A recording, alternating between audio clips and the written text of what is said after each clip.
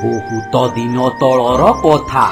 ଏକ ଘଞ୍ଚ ଜଙ୍ଗଲରେ ଗୋଟିଏ ଅନ୍ଧ ବୁଢ଼ା ତାର ନାତି ଶୁକୁଟା ସହ ରହୁଥିଲା। ବୁଢ଼ାକୁ କିଛି ଦୁଶୁନଥିବାରୁ ଶୁକୁଟା ତାକୁ ସବୁ କାମରେ ସାହାଯ୍ୟ କରୁଥିଲା। ଥରକର କଥା, ଶୁକୁଟା ଘର ଆଗରେ ଗୋଟିଏ ବଡ଼ ପଣସ ଗଛ ଥିଲା। ସେ ଗଛରେ ବହୁତ ପରିମାଣର ପଣସ ହୋଇଥିଲା। ତେଣୁ ଶୁକୁଟା ଚିନ୍ତା କଲା ସବୁତକ ପଣସକୁ ନେଇ ବଜାରରେ ବିକ୍ରି କରିବ ଓ ଯାହା ବି ପଇସା ହବ ତାର ସନିଆ ଜେଜକୁ ଦବ। ତେଣୁ ସେ ଯାଇ ତାର ସନିଆ ଜେଜକୁ କହିଲା, ଜେଜେ ଜେଜେ, ଆମ ପଣସ ଗଛରେ ବହୁତ ପଣସ ହୋଇଛି। ମୁଁ କାଲି ସବୁତକ ପଣସ ପାରିବି ଆଉ ବଜାରରେ ଯାଇ ବିକ୍ରି କରିବି।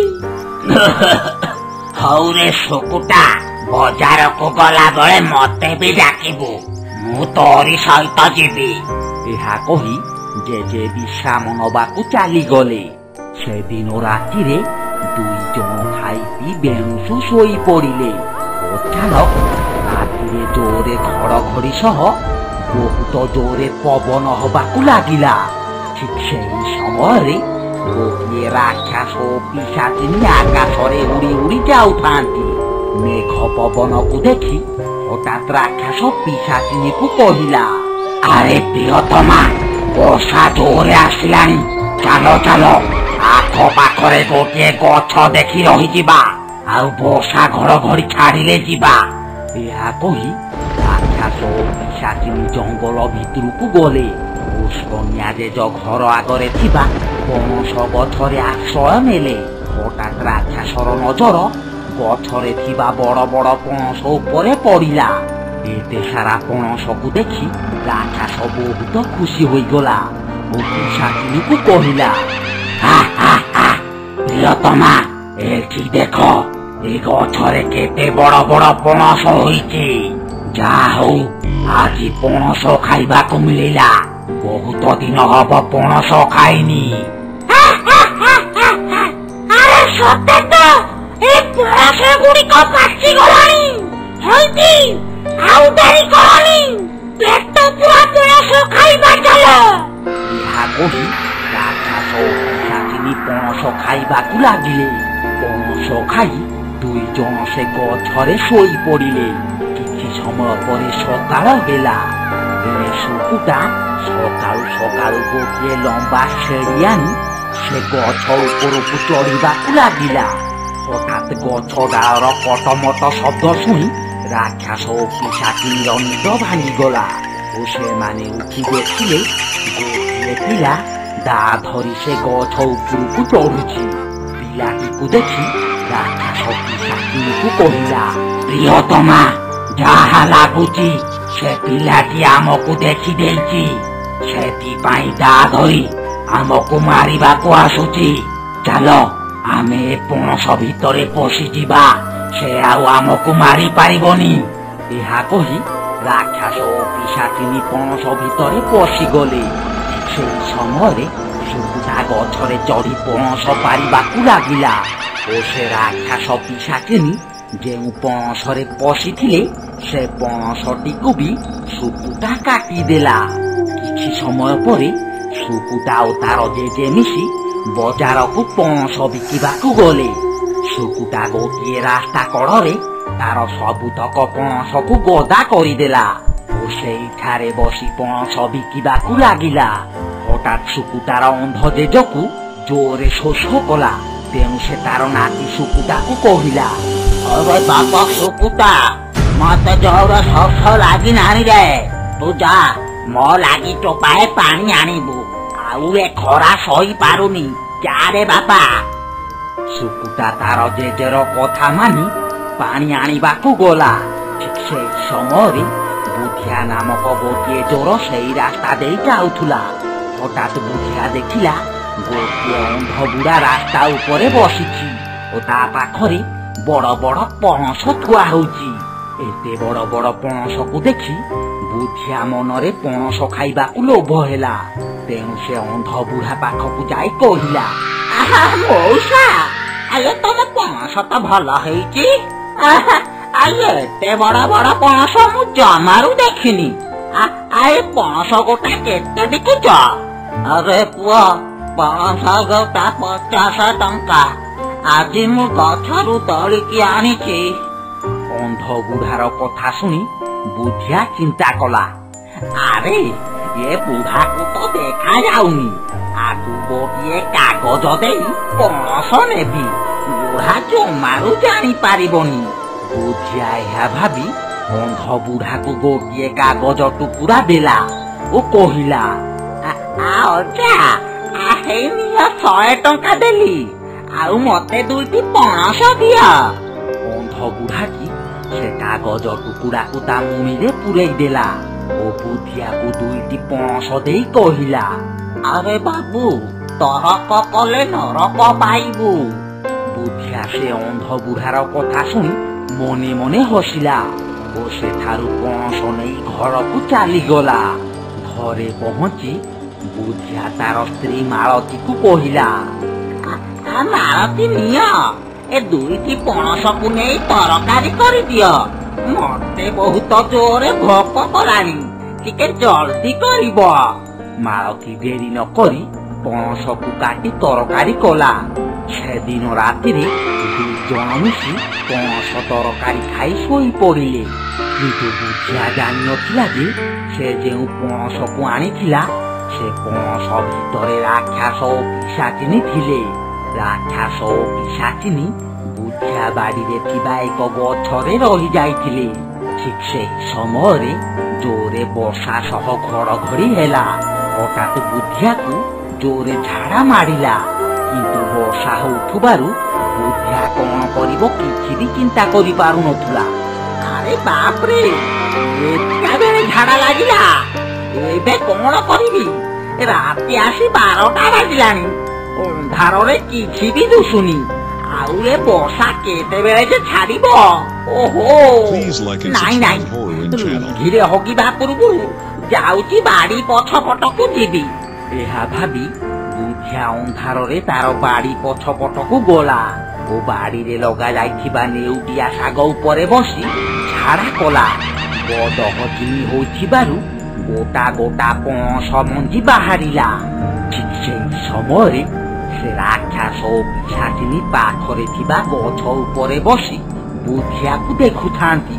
ହଠାତ୍ ରାକ୍ଷସ ପିଶାଚିନୀକୁ କହିଲା, ପ୍ରିୟତମା, ଏଇ ଦେଖ, ସେ ଲୋକଟା ଏକୁଟିଆ ଝାଡା ଆସିଛି, ଏଇଟା ଆମ ପାଇଁ ଠିକ୍ ସୁଯୋଗ, ଚାଲ ଆମେ ଆକୁ ଉଠାଇ ନେଇଯିବା, ଆଉ ମଜାରେ ଆର ମାଂସ ଖାଇବା। ଏହା କହି ରାକ୍ଷସ ଓ ପିଶାଚିନୀ ବୁଝିଆକୁ ସେଠାରୁ ଉଠାଇ ନେଇଗଲେ ଓ ଆକାଶରେ ଉଡି ଉଡି ଚାଲିଗଲେ। ତା ପରଦିନ ମେଘ ପବନ ଛାଡିଗଲା। ମାଳତୀ ଉଠି ଦେଖିଲା ତାର ସ୍ୱାମୀ ତା ପାଖରେ ନାହିଁ।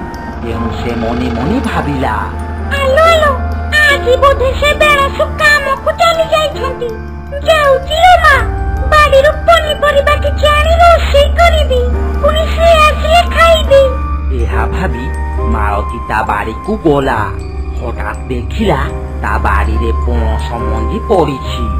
ମାଳତୀ ପଣସ ମଞ୍ଜିକୁ ଦେଖି ବହୁତ ଖୁସି ହୋଇଗଲା। ଆଲୋ ଆଲୋ, ଏଠି ଏ ପଣସ ମଞ୍ଜି କୋଉଠୁ ଆସିଲା? ଯାଉଛି ଗୋଟିଏ କାମ କରିବି, ଏ ପଣସ ମଞ୍ଜିକୁ ତରକାରୀରେ ପକାଇଦେବି, ଆଉ ୟାଙ୍କୁ ବି ପଣସ ମଞ୍ଜି ଖାଇବାକୁ ବହୁତ ଭଲ ଲାଗେ। ଏହା ଭାବି ମାଳତୀ ପଣସ ମଞ୍ଜିକୁ ନେଇ ରୋଷେଇ କଲା। କିନ୍ତୁ ମାଳତୀ ଜାଣିନଥିଲା ଯେ ସେ ପଣସ ମଞ୍ଜି ତାର ସ୍ୱାମୀର ଝାଡାରୁ ବାହାରିଥିଲା। ସେଦିନ ମାଳତୀ ସେ ପଣସ ମଞ୍ଜିକୁ ଖାଇଲା। କଥାରେ ଅଛି, ତରକ କଲେ ନରକ ପାଇବୁ।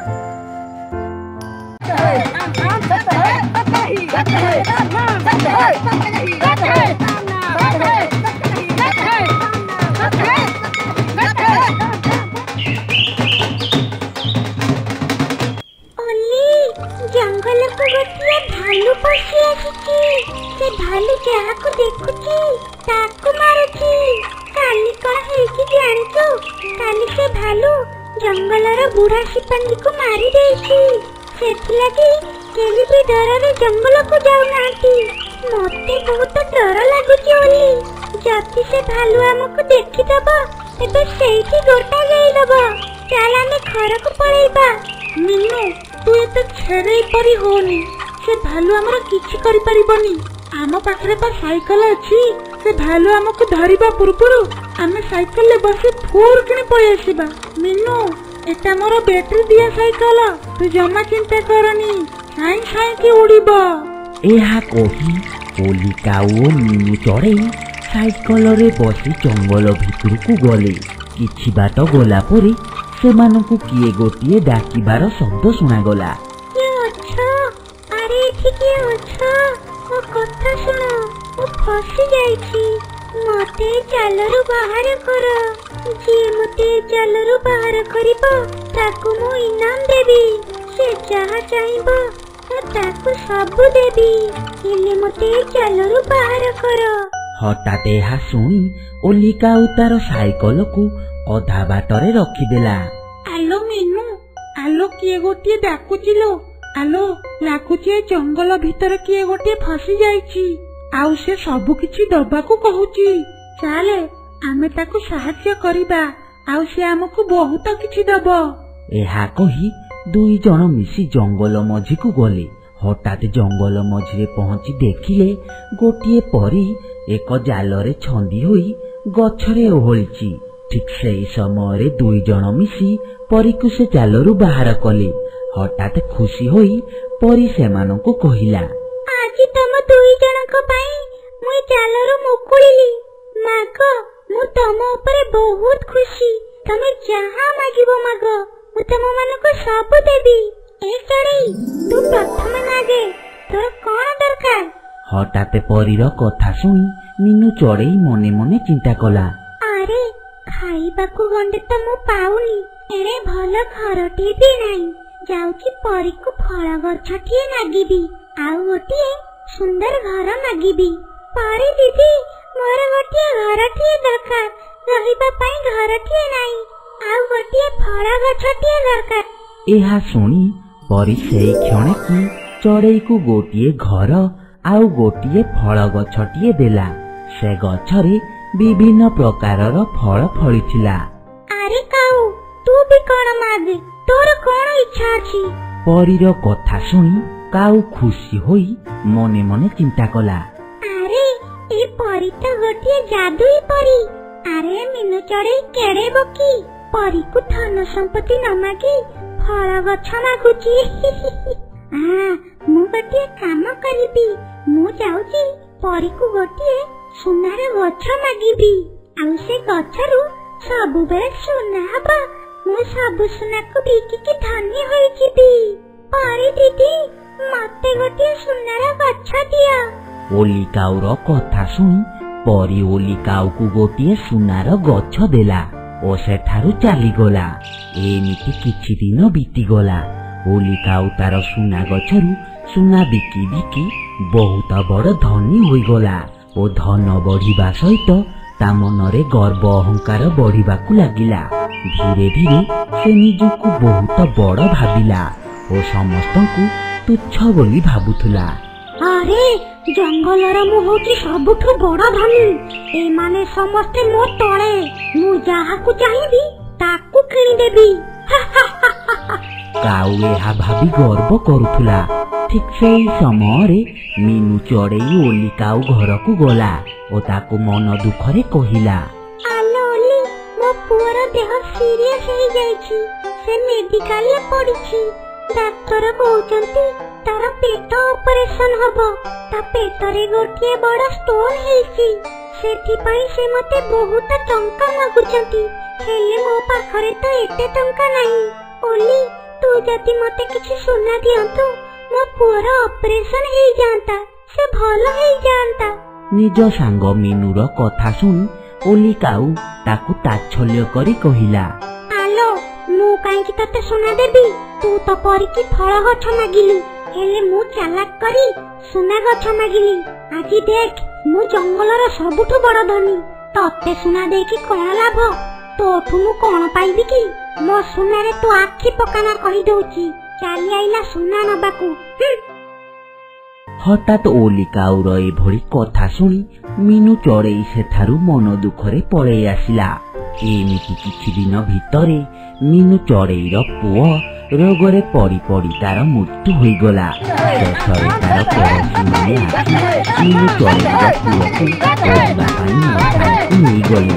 ହଠାତ୍ ସେମାନେ ଯେମିତି ମିନୁ ଚଢେଇର ପୁଅକୁ ପୋଡ଼ିବାକୁ ଯାଇଛନ୍ତି, ଠିକ୍ ସେହି ସମୟରେ ପାଖରେ ଥିବା ଏକ ଗଛ ଉପରେ ସେହି ପରି ବସିଥିଲା ଓ ଦେଖିଲା ମିନୁ ଚଢେଇ ଭୋ ଭୋ ହୋଇ କାନ୍ଦୁଛି ଓ ତାର ପୁଅ ମରିଯାଇଛି।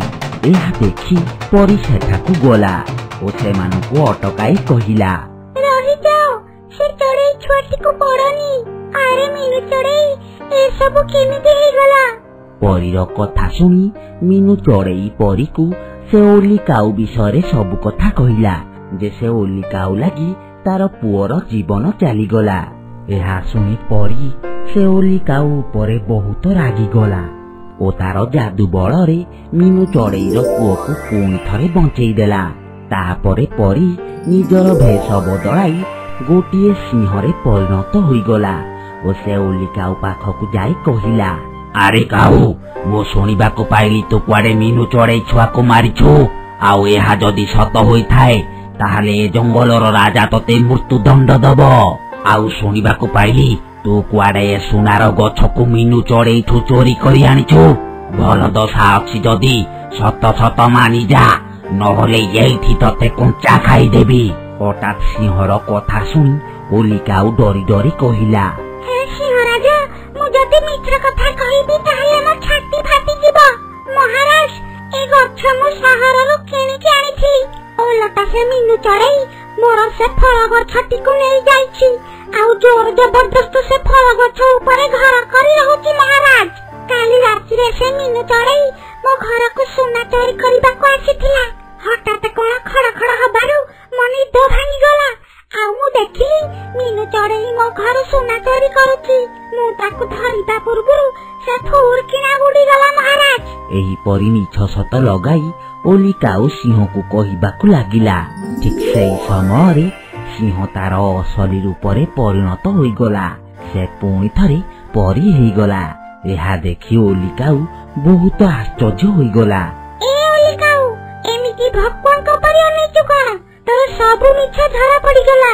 ତୋର ଭଲ ଗୁଣ ଲାଗି ମୁଁ ତତେ ବର ଦେଇଥିଲି, ହେଲେ ତୁ ଟିକେ ଧନୀ ହୋଇଗଲୁ ବୋଲି ଆଜି ତୁ ଗର୍ବ କରୁଛୁ, ସମସ୍ତଙ୍କୁ ତୁଚ୍ଛ ବୋଲି ଭାବୁଛୁ। ଏହା କହି ପରି ତାର ଜାଦୁଇ ଶକ୍ତି ଦ୍ୱାରା ସେ ସୁନାର ଗଛ ଘରକୁ ଶୂନ୍ୟ କରିଦେଲା। ଆଜିଠୁ ତୁ ଯେମିତି ଥିଲୁ ଏବେ ସେମିତି ରହିବୁ। ଆଉ ତୋର ଅହଙ୍କାର ଲାଗି ଏ ସୁନାର ଗଛକୁ ମୁଁ ନେଇଗଲି। ଏବେ ଖଟିବୁ, ଖାଇବୁ। ଏହା କହି ପରି ସେଠାରୁ ଶୂନ୍ୟ ହୋଇଗଲା। ତାପରେ ଓଲି କାଉ ନିଜର ଭୁଲ ବୁଝିପାରିଲା। ସେ ମିନୁ ଚଢେଇ ପାଖକୁ ଯାଇ ତାକୁ ଭୁଲ ମାଗିଲା।